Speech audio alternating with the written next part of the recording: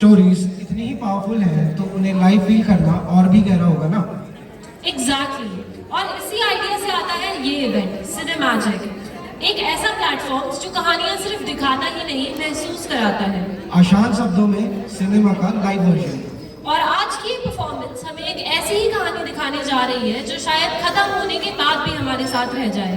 एक बात पूछूं तुम सबसे, एक आर्टिस्ट को किस चीज का डर लगता है? डायलॉग्स बोलने से नहीं, डायलॉग बोलना डर नहीं होता। एक आर्टिस्ट जब अपनी कहानी इतनी सच्चाई से दिखाए कि कहानियां भी हमारे दिल तक रह जाए। तो लेडीज एंड जेंटलमैन तैयार हो जाएं, क्योंकि अब जो आप देखने जा रहे हैं वो सिर्फ एक परफॉर्मेंस नहीं है, ये एक एहसास है, एक सच्चाई है और एक आवाज है जो शायद कहीं जरूरी थी। तो लेट्स वेलकम द तफरी ग्रुप।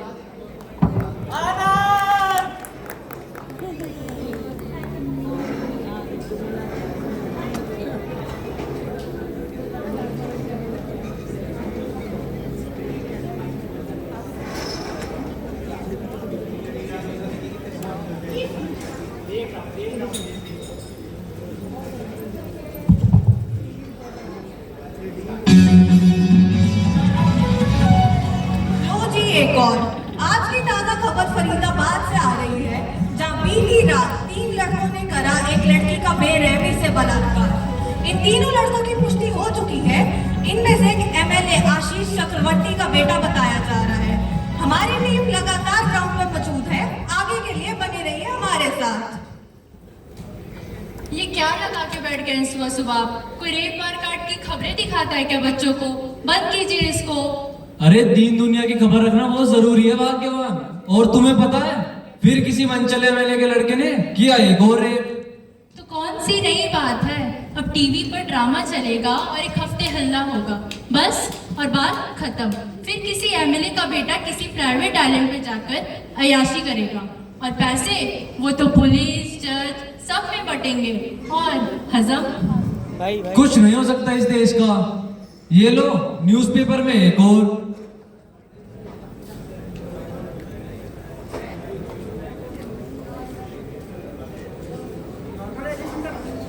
नॉर्मलाइजेशन का नाम सुना है आप लोगों ने?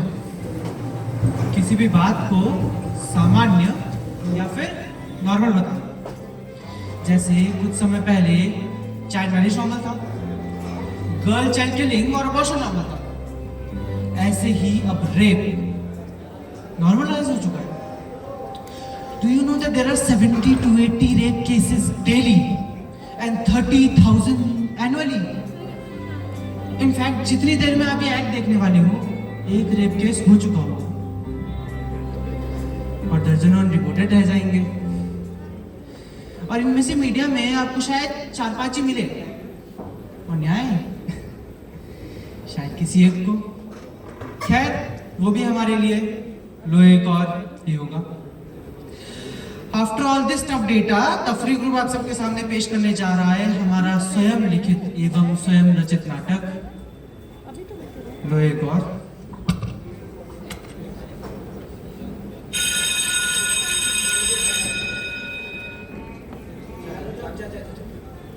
And the first prize of National Science Exhibition goes to Radha Gupta, one of the most bright student of our school who had made our school proud in multiple national level competitions.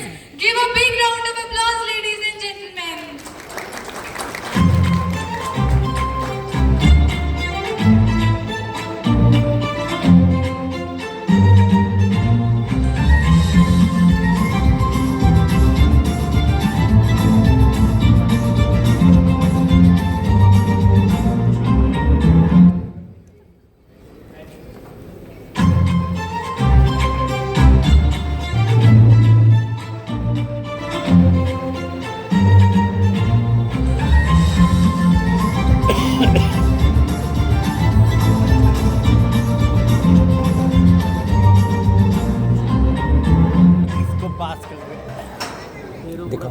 अरे राधा की mummy, अरे राधा की mummy, इधर था वो। ये कहाँ चली गई? Good morning, Papa.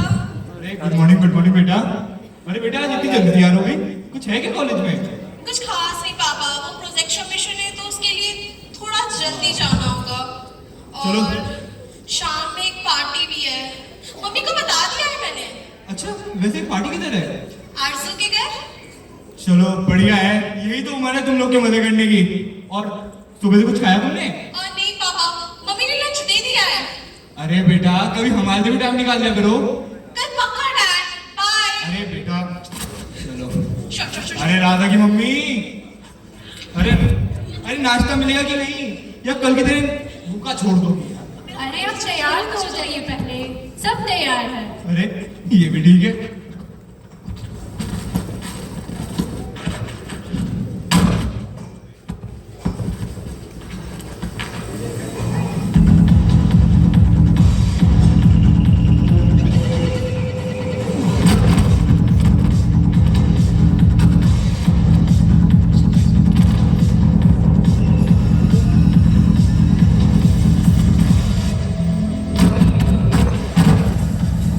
बहुत मजा आया पार्टी में।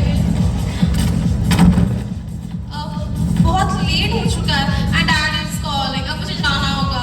ओके, कैसे जाएगी? मैंने कैब बुक कर ली है, मैं चली जाऊंगी। Okay bye, bye. हेलो पापा। हाँ बेटा। मैं निकल चुकी हूँ, बस थोड़ी देर में पहुंच जाऊंगी। ओके बेटा, ध्यान रखना, be safe. Okay dad, bye. Hello भैया। हेलो। हाँ भैया, कहाँ पहुंचे? अरे मैम, यहाँ पे बहुत जाम हो रहा है और आगे शायद रास्ता भी बंद है, आप थोड़ा आगे आ जाएंगी? ठीक है भैया, मैं आगे आ जाती हूँ। Thank you thank you.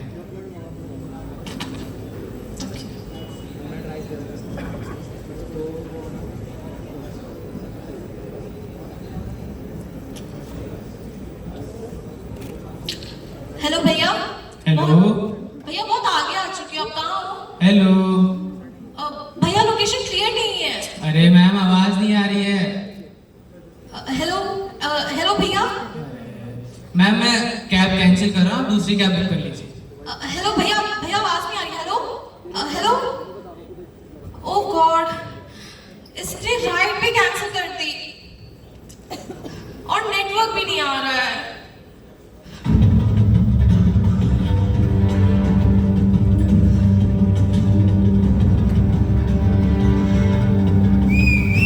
हाँ जी मैडम, इतनी रात आप अकेले, कुछ मदद कर दें? No thanks, I will manage. क्या हुआ? कॉल नहीं लग रहा है, कॉल लगा दे। हमें बताइए मैडम, कहाँ जाएंगी? हम तो चाटक तक भी छोड़ आएंगे। एक बार मौका तो दीजिए। कोई जरूरत नहीं है, मैं चली जाऊंगी और आप लोग प्लीज दूर हटिए। अरे नेटवर्क नहीं आ रहा यहाँ, मगर हमें आपसे पूरा नेटवर्क आ रहा है। ये क्या बदतमीजी है, मैं पुलिस को बुला दूंगी। बुला लीजिए उनको, वो भी थोड़ा मजे ले लेंगे। अरे मगर फोन तो हमारे पास है। अरे हमें बताइए, पैसे भी देंगे और मजे भी। How dare you? तुम जैसी गंदी नाली के कीड़ों की वजह से आज लड़कियां सेफ नहीं है। तेरी इतनी औकात, मुझ पे हाथ छोड़ेगी? हाँ, तुझे तो आज मैं बताता हूँ, लेके चलो। इसीलिए कहता हूँ, औरत को अपनी औकात नहीं भूलनी चाहिए।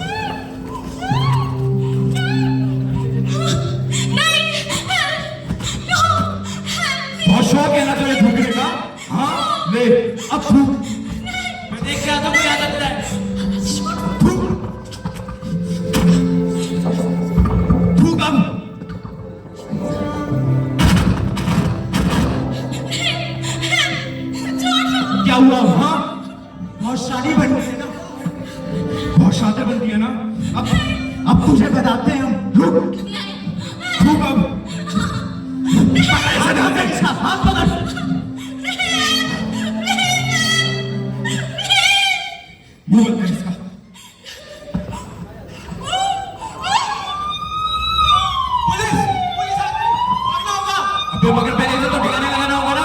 ऐसे रंगे हाथ पकड़ के रखो यार, लड़की तो बाद में देखेंगे, भागो।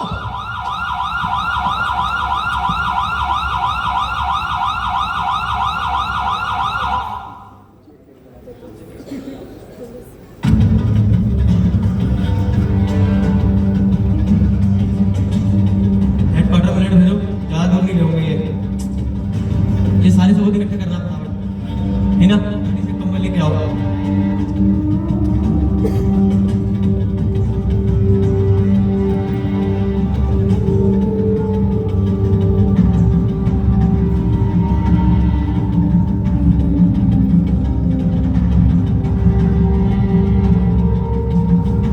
आप कौन? सर मैंने कॉल करी थी सर मेरी बेटी अभी तक घर नहीं आई है। अच्छा सर, आप इधर आइए, आप अभी रहिए।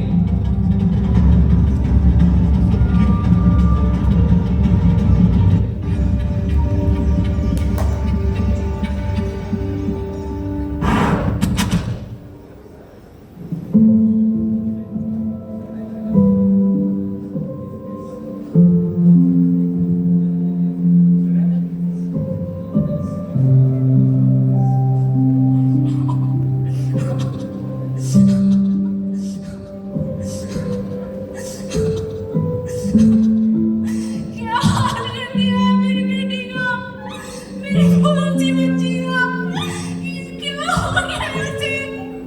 बोलिए बोलिए।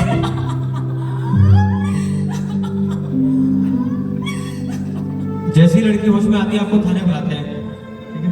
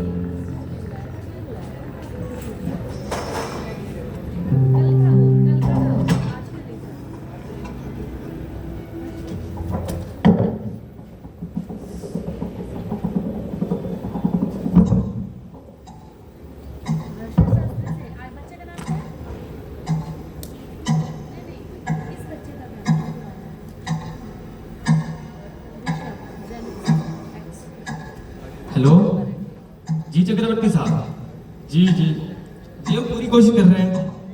जी जी आप निश्चिंत रहिए, ठीक है। राधा, क्या हुआ राधा? क्या हो गया मेरी बच्ची को? राधा बोलो, राधा बोलो। सर तो उन दरिंदों के बारे में कुछ पता चला सर? पकड़े गए क्या वो लोग? सर तो उन दरिंदों के बारे में कुछ पता चला सर? हमारी टीम उनके पीछे गई है, जैसी भी पता आपको बताते हैं। आप बैठिए। मैम अब इन्हें टेस्ट के लिए लेकर जाना होगा। संभाल के लेकर जाना। अरे मैडम आप इधर आइए, उनका तो रोज का है। बैठिए आप आगे। सर आप इधर आएंगे? सर सब कुछ ठीक तो है ना सर? और कुछ तो नहीं हुआ सर? नहीं गुप्ता जी, मेरी बात समझने की कोशिश कीजिए। इन मामलों में सालों लग जाते हैं, उसके बाद भी आपको न्याय मिले ना मिले। सर आप कहना क्या चाह रहे हैं सर, साफ साफ बताएंगे? गुप्ता जी मैं आपके और आपके परिवार के भले के लिए कह रहा हूँ। उन अपराधियों में से एक तो मेरे चक्रवर्ती का बेटा है। आप अगर केस को यही रफा दफा कर दें तो 1 करोड़ तक देने को तैयार है मेले। बेकाऊ आदमी अपनी तरह समझ रखा है क्या? बेटी का बलात्कार हुआ है, अगर इन हाथों को तलवार उठानी पड़ जाए ना तो हाथ कांपेंगे नहीं। गिरेबान से हाथ हटा लीजिए गुप्ता जी। बदतमीज पुलिस वालों की ना गिरेबान भी खाकी ही होती है। जब पुलिस वाले नेताओं की पैरवी करने लगते हैं ना तो उनको लात मार के उनकी औकात याद दिलानी पड़ती है इंस्पेक्टर। ठीक है गुप्ता जी, आपके FIR दर्ज कर लेता हूं मैं, लेकिन बाद में पछताएंगे आप।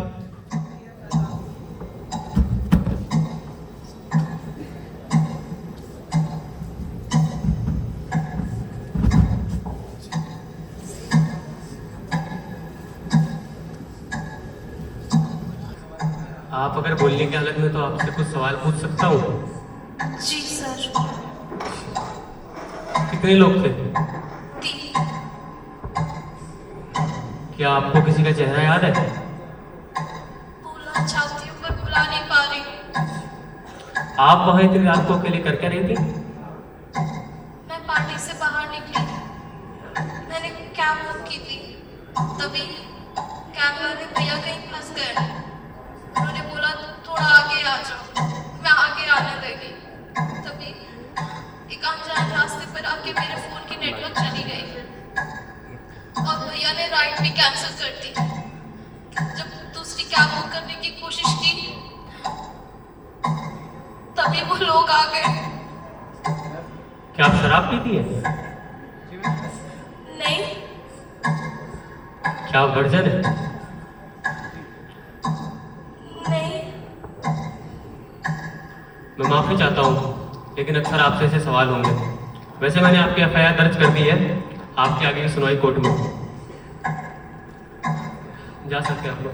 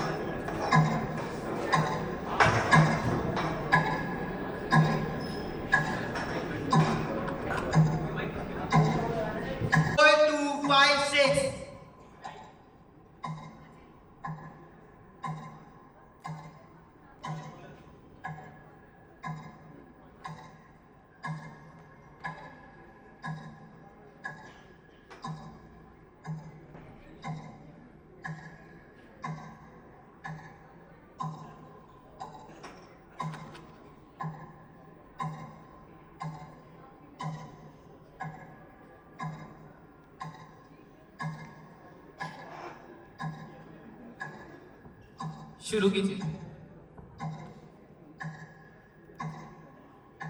योर ऑनर, आज से 3 दिन पहले फरीदाबाद में मेरी क्लाइंट को अकेला पाकर इन तीनों ने उसका बेरहमी से बलात्कार किया। In this court the prosecution will prove that accused has knowingly and deliberately committed this heinous act of rape upon my client against her will and her consent. Your Honor, हम इस कोर्ट के सामने वो सारे सबूत पेश करेंगे जो गुनहगारों को दोषी साबित करें, and we want maximum punishment for them, ताकि ऐसी हरकतें करने से पहले लोग 100 बार सोचें. That's all, Your Honor. Defence. My lord, इन मामलों को अक्सर इमोशन से लीड किया जाता है, but courts are not guided with emotions. My sympathies are with victim and the family and I feel really sorry for them. But coming to the facts, there are no severe external injury, no eyewitnesses and no medical confirmation of violent force.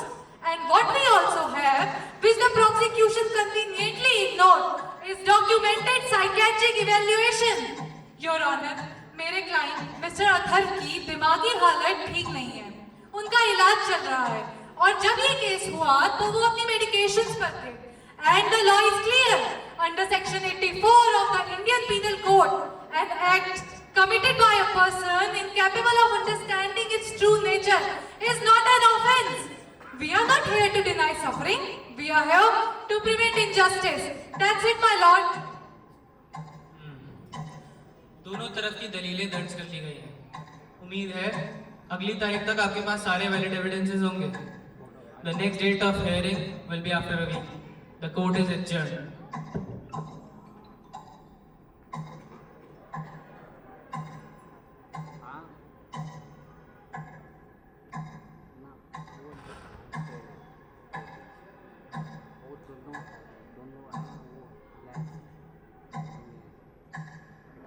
Second hearing, case number 4256. शुरू कीजिए। Your honour, हमने honourable court को वो सारे evidences submit कर दिए हैं जो इस केस को मजबूत बनाएंगे। और अब मैं पीड़िता को बॉक्स में बुलाने की इजाजत चाहूंगा। आइए। विक्टिम बॉक्स पर हाजिर हो।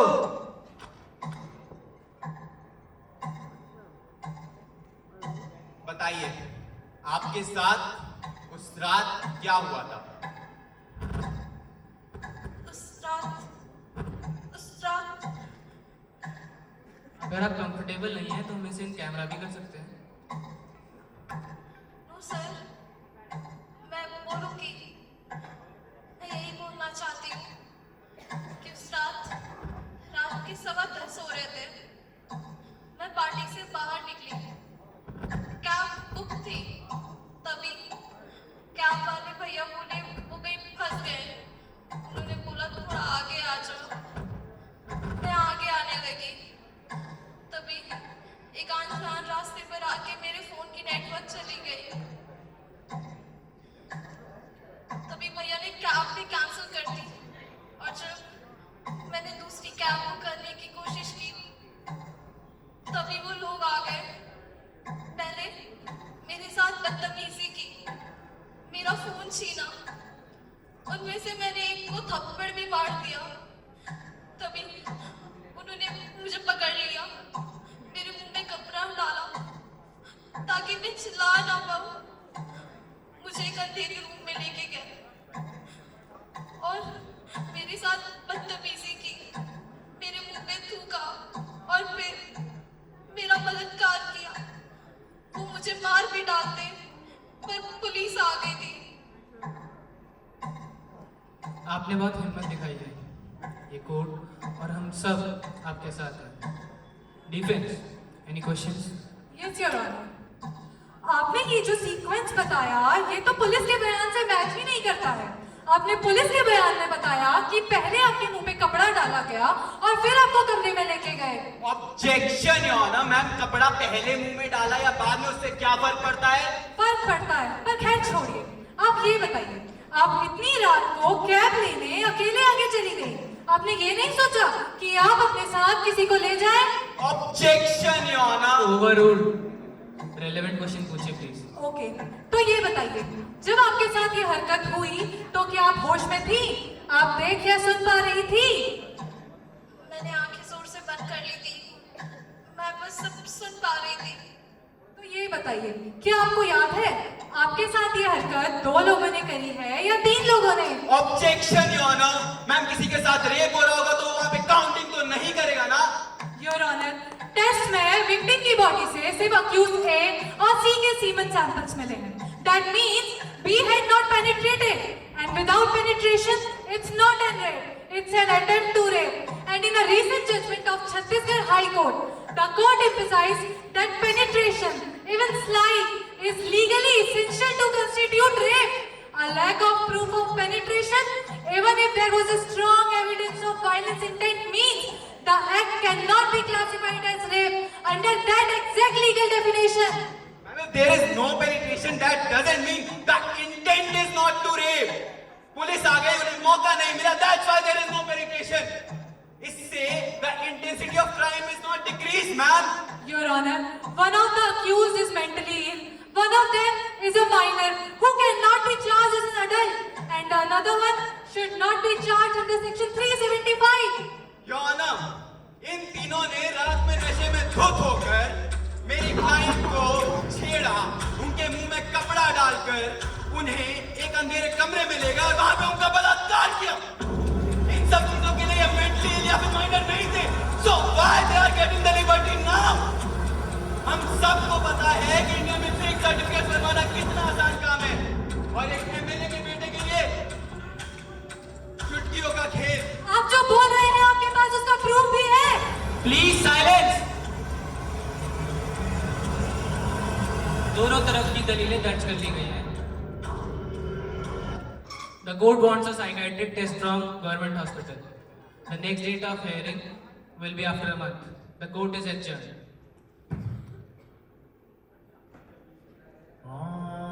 यूं ही ना जाने कितने दिन गुजरे, कितनी तारीखें बीती, कितने जज बदले, कितनी बार लोगों की गवाहियां और कितने अपराध के मतलब बदले।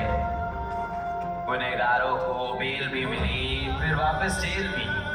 पीड़िता कभी अच्छी, कभी बुरी, कभी बेचारी, कभी मजाक, कभी मुद्दा, कभी कमाई का जरिया, सब बनी। और अंत में न्याय मिला, मगर आधा अधूरा।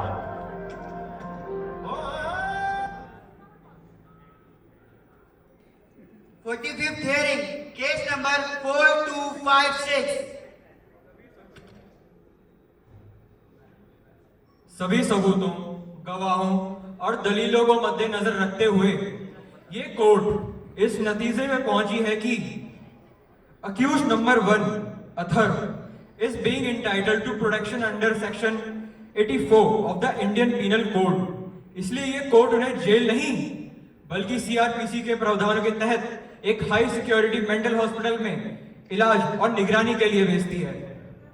Accused number 2 Paras being a minor at the time of the offence shall be dealt with under the Juvenile Justice Act 2015। That's why ये कोर्ट अक्यूज नंबर 2 को स्पेशल जुवेनाइल होम में मैक्सिमम अवधि के लिए सुधार और रिहेबिलिटेशन के लिए भेजती है। Accused number 3 Ashish is found guilty of participation and abetment under section 376 read with 511 IPC and section 109 IPC और इसलिए कोर्ट उन्हें 3 साल 6 महीने की कैद की सजा और 75,000 का भारी जुर्माना देने की सजा सुनाती है। The court is adjourned and the justice has been served।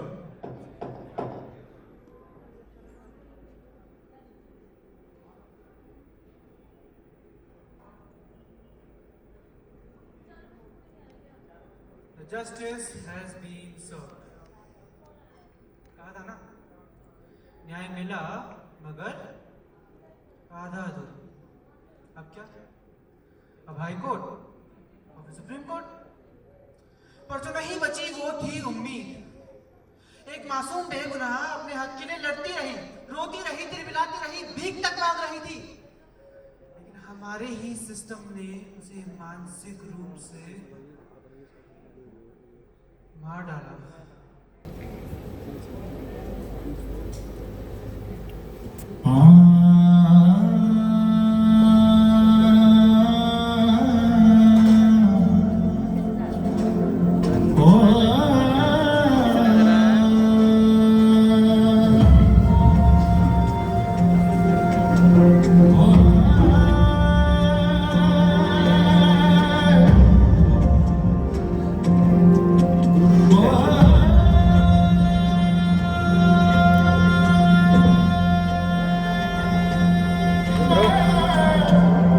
थोड़ा पीछे आना।